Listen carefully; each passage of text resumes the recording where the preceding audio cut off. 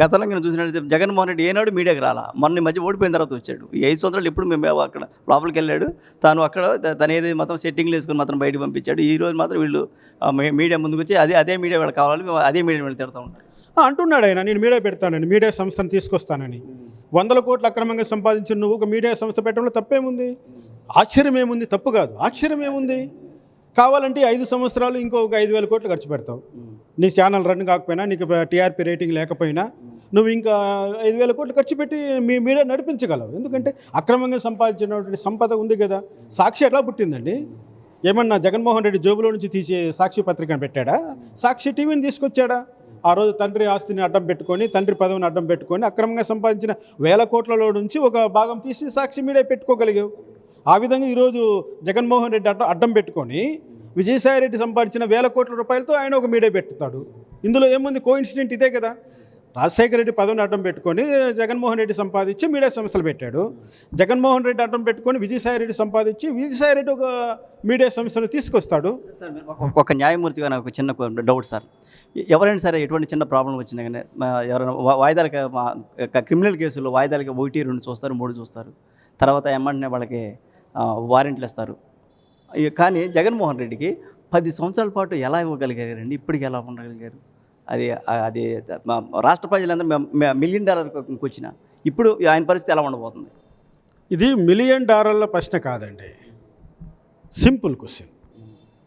ఎందుకు ఇచ్చారంటే డబ్బులు తీసుకొని 100 కోట్లు తీసుకొని జగన్మోహన్ రెడ్డిని కాపాడింది న్యాయమూర్తులు. ఆ అవినీతి న్యాయమూర్తుల్ని 4 తన్ని లోపల పడేస్తే జగన్మోహన్ రెడ్డి గారికి కటకటాలనక ఉండేవాడు. ఎందుకండి వీళ్ళకంత న్యాయమూర్తి ఉద్యోగాలు? డబ్బుకు కక్కుర్తిపడేటువంటి ఇటువంటి వాళ్ళని అంది న్యాయమూర్తులుగా చలామణి అవుతూ ఉంటే ఎందుకు వీళ్ళకంత ఈ వ్యవస్థలన్నీ? నేను న్యాయమూర్తులను రామకృష్ణ ఎప్పుడు విమర్శిస్తాడు, కంటెంప్ట్ ఆఫ్ కోర్టు కేసులు పెట్టుకుంటాడు.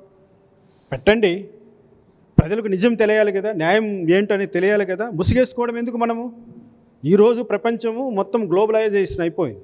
ప్రపంచంలో ఏ మూల ఏం జరిగినా కూడా మన చేతుల్లో చూసుకుంటున్నాం. న్యాయ వ్యవస్థలో ఏం జరుగుతుందో చూసుకునే హక్కు ప్రజలకు లేదా?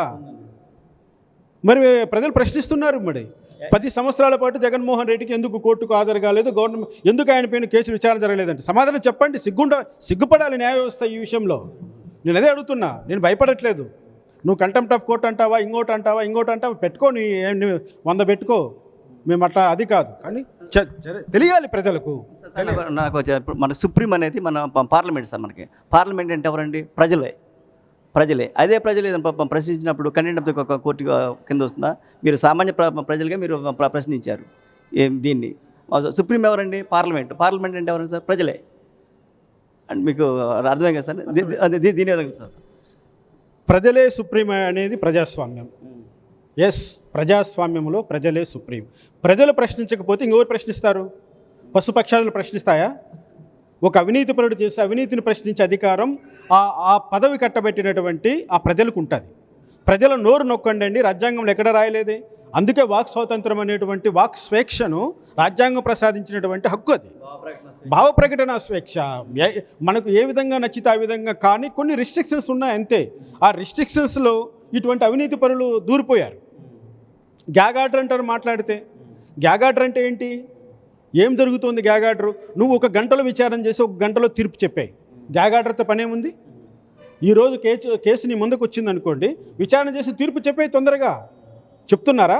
10 సంవత్సరాల పాటు ఆయన పైన విచారణ జరగకుండా 10 సంవత్సరాలు కోల్డ్ స్టోరేజ్లో పెడితే అది ఏమైందో తెలుసుకునే అధికారం మాకు లేదా? న్యాయ వ్యవస్థ నిద్రపోతుందా, మేల్కొన్న అడిగే హక్కు మాకు లేదా? న్యాయమూర్తులు ఎందుకు వాయిదాలు ఇస్తున్నారని అడిగేటువంటి హక్కు లేదా? చట్టంలో ఎన్ని వాయిదాలు ఇమ్మని ఉంది? 1000 వాయిదాలు ఇమ్మని ఉందా?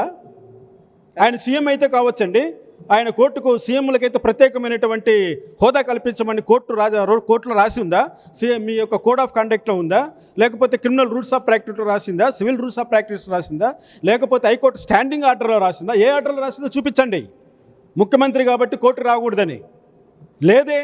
మరి మీరు అటువంటి ఎసులుబాటు ఎందుకు కల్పించారు? ఊరికే కల్పించారా? అదే అడుగుతున్నామండి. చట్టం ముందర అందరూ సమానంలేని ఉపన్యాసాలు ఇవ్వడానికి పనికొస్తుంది, మీ పత్రికల్లో వేసుకోవడానికి పనికొస్తుంది, కానీ మీ రియల్గా పనికిరాదా? అదే సామాన్యుడు 3-4 సార్లు వారెంట్ ఇస్తారు, కానీ వీళ్ళకి మాత్రం వారెంట్ కాదండి, వాడిని లోపల పెట్టి విచారణ చేయమని చట్టంలో ఉంది. ఎందుకు బెయిల్ ఇచ్చేది? నువ్వు విచారణకు సహకరిస్తావని బెయిల్ ఇస్తారు. బెయిల్ మీద ఉన్నవాడు బెయిల్లో ఉన్న కండిషన్స్ అన్నీ పాటించాలి. నీకున్న బెయిల్ కండిషన్లో నువ్వు విచారణకు సహకరించాలని ఉంది. నువ్వు విచారణకు సహకరించకుండా నువ్వు పిటిషన్స్ ఫైల్ చేసుకుండా కోర్టుకు హాజరు కాకుండా నేను సీఎంని, నేను ఒక రోజు వస్తే సంక్షేమ పథకాలన్నీ ఆగిపోతాయి, 30 లక్షల రూపాయలు ఖర్చు వస్తుంది. అసలు నువ్వు సీఎంగా నేరం చేసావా? సీఎంగా నేరం చేసావా? రాజశేఖర రెడ్డి కొడుకుగా నేరం చేసావు నువ్వు? రాజశేఖర రెడ్డి కొడుకుగా నేరం చేసావయ్యా నువ్వు. ఆంధ్రప్రదేశ్లో సీఎంగా చేయలే నువ్వు. చట్ట ప్రకారం ఎక్కడైతే క్రైమ్ జరిగిందో అక్కడే ఉంటుంది, కానీ మిగిలిన అదే సీఎం ఉన్నప్పుడు మా సీఎం మారదు కదా, నీ స్టేటస్ మారదు కదా. దొంగతనం చేసినవాడు దొంగ, అవినీతి చేసినవాడు అవినీతిపరుడు, రేప్ చేసినవాడు రేపిస్టు, రౌడీ. అంతేగాని రౌడీ సీఎం అయిపోయి, సీఎం రౌడీ అయిపోయి, రేపిస్ట్ సీఎం అయిపోయి ఏమన్నా మీరు ఐపీసీలో ఉన్న పదజాలాన్ని మార్చేస్తారా? మీకేమైనా సపరేట్ రూల్స్ ఉన్నాయా? అటువంటివి ఏమన్నా ఉంటే చూపించండి, ప్రజలకు అర్థం చేసుకుంటారు. మేము ఈ ప్రశ్న అడగం కదా. మేము చదువుకున్న వాళ్ళమే, మేము న్యాయశాస్త్రం చదివాం, సిఆర్పిసి చదివాం, ఐపీసీ చదివాం, న్యాయమూర్తిగా పనిచేస్తున్నాం. మాకు ఎక్కడ కనపడలేదండి ఈ విచిత్రాలన్నీ కూడా. ఒక్క జగన్మోహన్ రెడ్డి విషయంలోనే మొత్తం విచిత్రం. అసలు ఏమి సమాజమో అర్థం కాని పరిస్థితిలో ఈరోజు మేమంతా కొట్టుమిట్టాడుతున్నాం. ఏం న్యాయం రా బాబు ఇదెక్కడ విచిత్రం రా బాబు. జగన్మోహన్ రెడ్డి వచ్చిన తర్వాత పరిపాలనలో మార్పులు వచ్చేసాయి, న్యాయస్థానాల్లో మార్పులు వచ్చేసాయి, ప్రకృతిలో మార్పు వచ్చేసింది. చెట్లు కొట్టిన చెట్టు కొట్టుకుంటా పోయాడు. అసలు ఎవడు ఇప్పుడు వన సంరక్షణ దినోత్సవం చేస్తున్నాడు, ఎవడి కోసమే చేస్తారు? వాడు ఆ పక్కన చెట్లు నడుక్కుంటూ పోతే ఎవడన్నా అడిగాడా? ఎవడన్నా ప్రశ్నించాడా? ఆ చెట్టు పెరగాలంటే 20 ఏళ్ళు 30 ఏళ్ళు పడుతుంది. వాడు కొట్టుకుంటూ పోతూ ఉంటే మీరు కళ్ళప్పగించి చూసుకుంటూ ఉన్నారు. కానీ ఈ వన దినోత్సవ మహోత్సవాలు ఎందుకు చేస్తారు? ఇంకా అటవీ పరిరక్షణ చట్టాలు ఎందుకు? ఇంకా ఇది నేను అడుగుతున్నా. ఆ చెట్లు పెంపించిందేమో రాజశేఖర రెడ్డి పెంచి పోషించాడా? జగన్మోహన్ రెడ్డి పెంచి పోషించాడా? లేకపోతే వాళ్ళమ్మ విజయలక్ష్మి పెంచి పోషించిందా? ప్రజా డబ్బుతో మున్సిపాలిటీలు, గ్రామ పంచాయతీలు ఆ చెట్లు పెట్టి దాన్ని సంరక్షించి దానికి ఒక ట్యాంకర్ వాటర్ పెట్టి దానికోసం ఒక ఎంప్లాయ్ చేసి ఇంత సంరక్షించినటువంటి చెట్లను నువ్వు వస్తున్నావని ఎందుకు పుడుతుంది వేడి? నువ్వు కొట్టేసిన చెట్ల వల్ల కదా. అక్కడ వేరే ఎంత టెంపరేచర్ పెరిగిందో ఒకసారి ఇప్పుడు చెక్ చేయండి, తెలిసిపోతుంది. అంటే ప్రకృతిని ధ్వంసం చేసేసాడు, ప్రకృతి వనరులను ధ్వంసం చేసేసాడు, వాళ్ళ నాన్న పదవిని అడ్డం పెట్టుకొని చేశాడు, ఆయన పదవిలో ఉండగా చేశాడు. అంతా దోచుకున్న తర్వాత ఈరోజు ఆంధ్రప్రదేశ్ అన్నది ఒక బోడిగుండులాగా కనపడుతోంది. విశాఖలో కాదు, ఒకటే గుండు, మొత్తం ఆంధ్రప్రదేశ్ అంతా ఒకటే గుండు. పైకి పోయి చూసామంటే ఇక్కడ ఒకటే గుండు నున్నగా కనపడుతుంది ఆంధ్రప్రదేశ్. ఏమీ ఉండవు. ఇంకా ప్రత్యక్ష సాక్షి మీరు అన్నారు, దానికి సంబంధించిన ఎవిడెన్స్ మీ దగ్గర ఉంది? ఎవిడెన్స్ అన్నీ ఉన్నాయి. ఆమె సంతకం పెట్టి ఆ రోజు చీఫ్ జస్టిస్ ఆఫ్ ఇండియాకి ఇచ్చినటువంటి పత్రాలు ఉన్నాయి, ప్రెసిడెంట్ ఆఫ్ ఇండియాకి ఇచ్చినటువంటి పత్రాలు ఉన్నాయి, ఆ రోజు రాజ్యసభలో చైర్మన్ ముందర పెట్టిన పత్రాలన్నీ ఉన్నాయి, వివిధ ఎంపీలకు వాళ్ళు ఇచ్చినటువంటి రిప్రజెంటేషన్, ఈ సంతకాలన్నీ అన్నీ ఉన్నాయి. అన్నీ లేకుండా నేను మాట్లాడ కదండి. నేను కూడా ఒక న్యాయమూర్తిగా పనిచేస్తున్న వాడిని, న్యాయమూర్తిగా నాకు ఒక బాధ్యత ఉంది. అనవసరంగా ఒక మహిళపైన నిందలు వేయడానికి నాకేం అవసరం ఉంటుంది? ఆ రోజు జరిగిండేది, నా కళ్ళతో చూసిండేది నేను బయట పెడుతున్నాను. ఒకవేళ ఎవరికైనా అనుమానం ఉంటే ఎవరైనా ఎక్కడికైనా విచారణకు రమ్మన్నా, లేదు లైవ్ డిబేట్లో కూర్చుంటాం మీరు పెట్టండి అన్నా, నేను ఆల్వేస్ రెడీ. మీకు నా సంగతి అందరికీ తెలుసు. నేను పక్కా సమాచారం ఉంటే తప్ప సరైన సాక్ష్యాధారం లేకుండా నేను మాట్లాడను. సరైన సాక్ష్యాధారాలతోనే ఈరోజు శాంతి గారి పైన, విజయసాయిరెడ్డి పైన నేను నింద వేస్తున్నాను. ఇది నింద అనుకుంటారో లేకపోతే వాస్తవం అనుకుంటారో అనుకోని. మీ వారు అడిగారు, విజయసాయిరెడ్డి ప్రెస్ మీట్లో క్వశ్చన్ అడిగారు 2016 అంటే ఆయన సమాధానం చెప్పలేదు. సమాధానం చెప్పకుండా ఆయన దాటవేశాడు. ఆయన ఏమన్నాడు? నేను ఎప్పుడయ్యా రాజ్యసభ మెంబర్గా అయింది అన్నాడు. నువ్వు 2016 జూన్లో రాజ్యసభ మెంబర్ అయ్యావు. నేను 2016 డిసెంబర్లో ఇంపీచ్మెంట్ పెట్టాను. 2016 డిసెంబర్ నుంచి 2017 జనవరి వరకు విత్డ్రాయల్స్ జరిగాయి. ఎంపీల దగ్గర నుంచి మీరు లెటర్స్ తీసుకున్నారు, విత్డ్రాయల్ లెటర్స్ అన్నీ పేపర్ మీద ఉన్నాయి కదా, మరి ఎక్కడ పోతాయి? ఇది వాస్తవం 100కు 100%. శాంతి గారు 2017 నుంచి 2016, 2017 ఈ రోజు వరకు నేను ఇంకో మాట కూడా అంటున్నాను, ఆమెకు ఎండోమెంట్లో ఉద్యోగం ఇప్పించిందే విజయసాయిరెడ్డి. నిజం చెప్తున్నా. ఆయన రికమెండేషన్తోనే అమ్మాయి సెలెక్ట్ అయ్యింది. అమ్మాయి అందుకోసమనే నీకు రాయలసీమ జోన్లో ఉన్నటువంటి అమ్మాయిని తీసుకెళ్ళి విశాఖపట్నంలో ఇంటి పక్కన పెట్టుకున్నావు. ఆయన మీద చాలా ఆరోపణలు ఉన్నాయండి. అంతకుముందు చాలా ఆరోపణలు చాలా ఉన్నాయి. అమ్మాయి వాస్తవానికి చాలా పెరోసియస్గా వెళ్ళేటువంటి మనిషి. అటువంటి పెరోసియస్గా వెళ్ళే వ్యక్తి కాబట్టి తను ఢిల్లీ వరకు విజయసాయిరెడ్డితో కలిసి రాగలిగింది.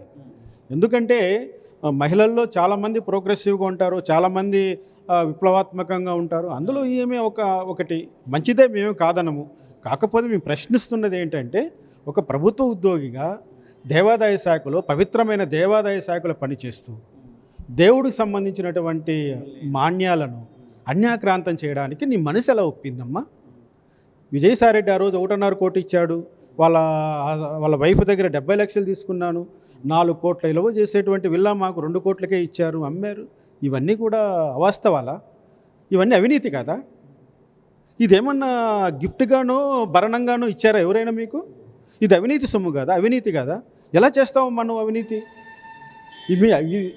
ఇంకొకటండి, శాంతి గారు వాళ్ళ భర్త ఇద్దరూ కూడా అవినీతి చేశారు, అవినీతికి వెన్నుదన్నుగా నిలిచారు. ఖచ్చితంగా ప్రజలు ఈ విషయంలో ప్రశ్నించే అధికారం ఉంది, ప్రశ్నిస్తారు. ఇప్పుడు విజయసాయిరెడ్డికి దాదాపు బెనామీ అని చెప్పి చెప్తున్నారు అన్నమాట. శాంతి గారి పైన వాళ్ళ బంధువుల పైన 1000 కోట్ల పైన ఆస్తి ఉంది. బెనామీ ఆ ఆస్తి అంతా విజయసాయిరెడ్డి గారిదే. విజయసాయిరెడ్డి గారు అన్ని అక్రమంగా సంపాదించినటువంటి ఆస్తులే. విజయసాయిరెడ్డి గారికి ఈ ఒకటే కాదండి, ఇంకా విజయవాడలో ఇంకా ముందు కూడా ఒక అమ్మాయి క్లెయిమ్ చేసుకుంటుంది. అటువంటి అమ్మాయిలు ఊరికో అమ్మాయి, జగన్ గారు ఊరికో ప్యాలెస్ కడితే ఊరికో ఒక అమ్మాయిని పెట్టుకున్నట్లుగా కనపడుతుంది. అది ప్రజలందరూ గమనించారు. కాకపోతే ముసలోడే కానీ మహానుభావుడని మనం అనుకోవాలి. సినిమా డైలాగులు ఊరికే పుట్టవు కదా, ఇటువంటి వాళ్ళని చూసే పుడతాయి. అంటే ఎన్డీ తివారీ గారు నేను ఆదర్శంగా తీసుకున్నాను. ఎన్డీ తివారీ గారు ఆయన గవర్నర్గా పనిచేస్తూ ఆయన ఏదో 4 గోడల మధ్య తన వ్యవహారాన్ని నడిపాడు. అది కాకపోతే మనం మీడియా వాళ్ళ దెబ్బ పడడంతో ఆంధ్రాలో మీడియా అంత పవర్ఫుల్ ఆయనకు ఆ రోజు తెలిసి వచ్చింది. వాస్తవం చెప్తున్నానండి, ఏబిఎన్ రాధాకృష్ణ గారు ఏదైనా బయట పెట్టారంటే అందులో నిజం లేనిది బయట పెట్టాడండి. ఆ రోజు ఎన్టీ తివారీ గారి విషయం కూడా బయట తీసుకొచ్చింది రాధాకృష్ణ గారే కదా. అది ఎంతోమంది ఆ రోజు ఆయన మీద విమర్శలు చేశారు. చివరికి ఏమైంది? అది వాస్తవం అని నిరూపితమైంది. ఈరోజు కూడా విజయసాయిరెడ్డి గారిది వాస్తవం అని నిరూపితమవుతుంది. మా మీడియా వాళ్ళు కానీ జర్నలిస్టులు కానీ వాళ్ళు నిబద్ధతగా పనిచేస్తారు. వాళ్ళు ఊరికి అనవసరమైన నిందలు వేయాలని ఊరికే అనుకోరు. ఆయన చాలా దారుణంగా మాట్లాడాడు, చాలా బాధ వేసే. అవును, మీడియా వాళ్ళను ఒరే తరే అంటూ వాడు వీడు అంటూ ఆ ఫ్రస్ట్రేషన్లో ఆయన ఆహభావం ఏంటండి?